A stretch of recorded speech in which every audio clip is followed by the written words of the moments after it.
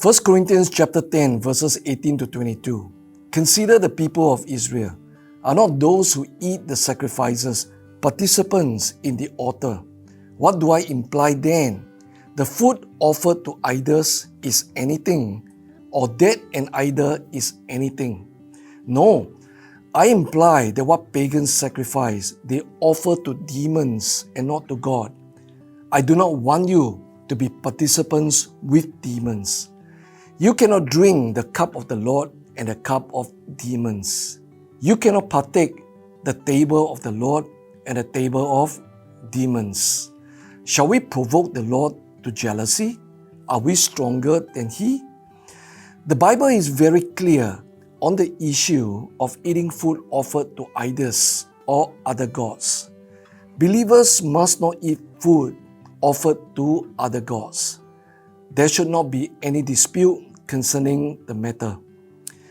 3 passages in the New Testament scripture address this issue. In Acts chapter 15, the Apostle James delivered a statement on behalf of the Jerusalem Council regarding whether Gentile believers had to comply with the Old Testament ceremonial laws such as circumcision and resting on Sabbath. In delivering the council's decision, James said, "Therefore, my judgment is that we should not trouble those of the Gentiles who turn to God, but should write to them to abstain from the things polluted by idols, and from sexual immorality, and from what has been strangled, and from blood."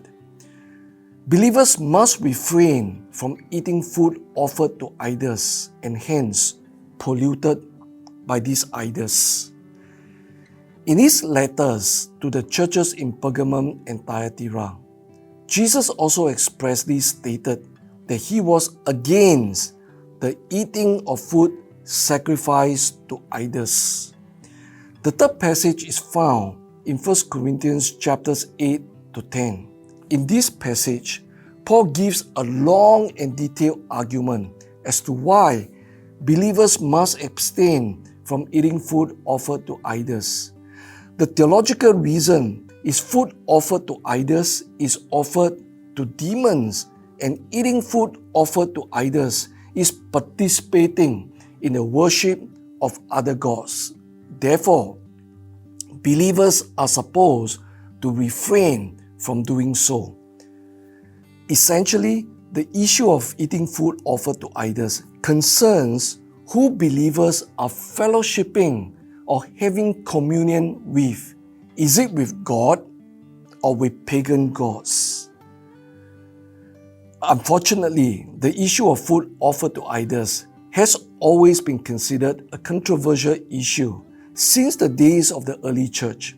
For instance, some believers in the Corinthian church disputed Paul's teaching on the matter. Today, some believers agree with this clear biblical command, while others disagree. Many Christians ignore the command to refrain from eating food offered to idols because of inconvenience and the risk of straining their relationship with their loved ones. Having said that, some believers have legitimate questions about whether Jesus and the apostles' commands not to eat food offered to other gods are as clear-cut as belief. There are 3 common objections. I will address these objections one by one. The first objection: the Bible does not object to eating food offered to idols. It only prohibits participating in idol feasts. In other words, Christians can eat food offered to other gods as long as they do not consume the food in a pagan worship setting. Is that the context of the biblical prohibition? Clearly not. I offer you 3 counter-arguments. First, consider the case of the prophet Daniel. Daniel resolved that he would not defile himself with the king's food or with the wine that he drank. The main reason for Daniel's refusal to take the food and wine from the king's table is because these items had been offered to the Babylonian gods. Some people disagree. They claim that the issue is not about food offered to idols. Rather, it has to do with the Old Testament dietary law.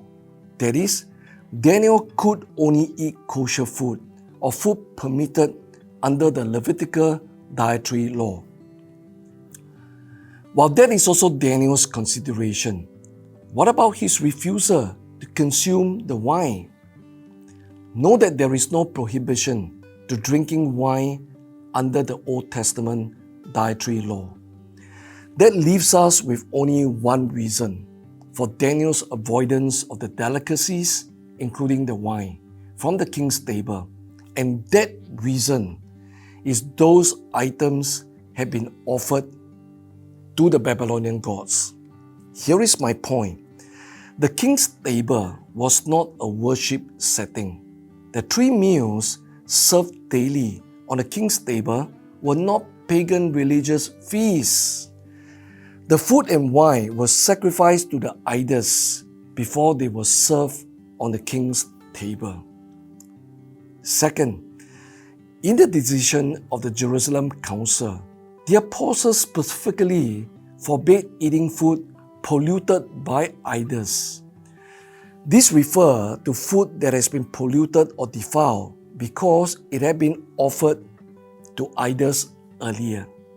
If the apostle had wanted to refer to eating food in a worship setting, they would have said specifically, instead of using the phrase, food polluted by idols, they would have said something such as, abstain from eating in pagan temples, or abstain from eating at pagan worship places. But they did not.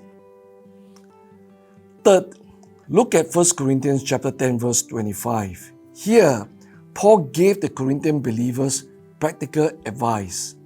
Eat whatever is sold in the meat market without raising any question on the ground of conscience. Just before this, Paul had told them pointedly that they must not take food offered to idols, because I do not want you to be participants with demons. If Paul was referring to eating food offered to idols in a worship setting, it would be unnecessary for him to give practical advice on meat sold in the marketplace. This is a common sense reading of the passage in 1 Corinthians chapter 10. Therefore, you can see from these 3 counter arguments that the biblical command is a blanket prohibition of eating food that has been offered to other gods, irrespective of whether it is in a pagan worship setting or not. Regarding eating in a pagan religious setting, it is obvious that you must not participate in it. That would be a blatant disregard for God. The second objection, whether a believer can or cannot eat food offered to other gods, is a matter of conscience. This is a flawed argument that is embraced by many Christians. This mistaken position arises out of a misreading of Paul's explanation in 1 Corinthians chapter 8. Paul gives a detailed argument against eating food offered to idols. Paul's explanation of his position stretches from chapter 8 to chapter 10.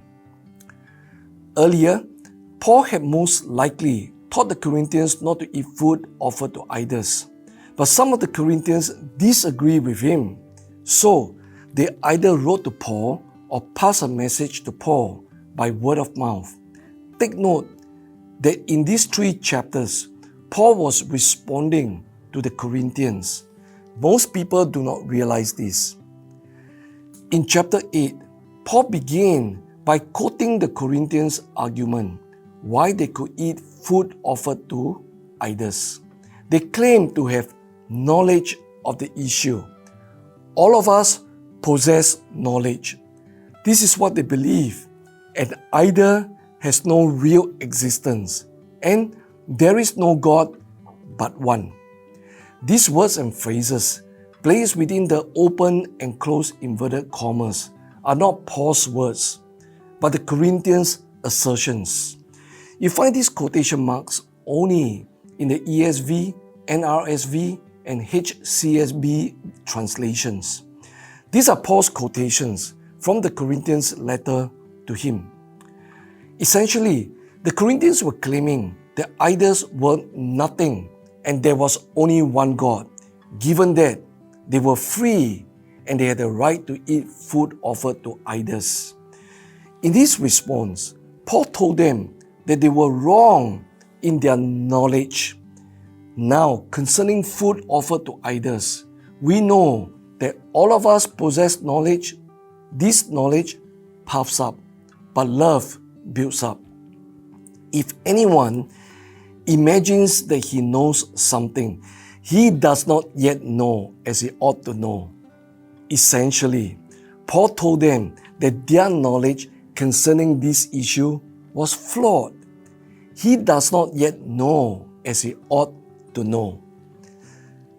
After this, Paul went on to argue from the Corinthians' position why they should not eat food offered to idols. Basically, Paul was telling them, assuming that your flawed knowledge is correct, you should still not eat food offered to idols, because in doing so, you stumble other believers who do not possess your knowledge, and therefore their conscience will be wounded. This is essentially Paul's message to them. Paul concluded this part of his argument by saying, therefore, if food makes my brothers stumble, I will never eat meat, lest I make my brother stumble. Here, Paul was urging them to give up their rights to eat food offered to idols, even if they were right in their mistaken knowledge. In chapter 9, Paul went on to talk about how, even as an apostle, he chose to give up his rights for the sake of God, ministry, and good conscience. Then, in chapter 10, Paul gave the biblical view on the subject of food offered to idols. First, Paul equated it to the sin of idolatry. After that, he made several important theological points. What pagans sacrifice, they offer to demons and not to God. I do not want you to be participants with demons. You cannot drink the cup of the Lord and the cup of demons. You cannot partake of the table of the Lord and the table of demons. Essentially, Paul is saying that for this reason, believers cannot eat food offered to idols or other gods. It is not a matter of conscience. The basis of the argument using conscience is fundamentally flawed and biblically wrong. The third objection: food is a small and insignificant issue, so do not let it divide believers. Believers who make this objection usually resort to quoting several Bible verses to justify their stand. Let me give you two examples. 1 Corinthians chapter 10, verse 23. All things are lawful. Please take note that these are not the words of the Apostle Paul. Once again, Paul was quoting the Corinthians. That is why these words are placed within open and closed inverted commas. After quoting these words, Paul gave his reasons. All things are lawful, but not all things are helpful. All things are lawful, but not all things build up. Notice that Paul did not agree with the Corinthians. Paul said these words after he had made the point that believers were not supposed to take food offered to idols. So, be careful not to anyhow quote a verse to justify your position without understanding its meaning and context. Here is another example. Romans chapter 14 verses 3 and 6. Let not the one who eats despise the one who abstains, and let not the one who abstains pass judgment on the one who eats. For God has welcomed him. The one who eats in honor of the Lord, since he gives thanks to God, while the one who abstains in honor of the Lord and gives thanks to God. People quote this verse to make the point that they are free to eat or abstain from food offered to other gods as long as they give thanks to God. So, we are to refrain from passing judgment and making a fuss regarding eating certain food.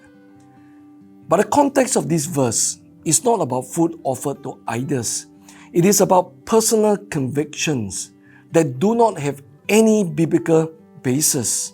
Rather, the convictions arose out of personal opinions. Let's read verses 1 and 2. As for the one who is weak in faith, welcome him, but not to quarrel over opinions. One person believes he may eat anything, while the weak person eats only vegetables. You cannot quote Bible verses randomly without looking at the context to justify your position. If you're serious about knowing what God says about eating food offered to idols or any matter, read the Bible properly. Read and understand what it says in its proper context. These are the three common objections against the biblical command to abstain from eating food offered to other gods. This matter is not controversial if you bother to study the Word of God carefully and honestly. I say honestly because many believers want to avoid inconvenience and the risk of straining close relationships. But our primary motivation ought to be knowing the truth so that we can obey God properly.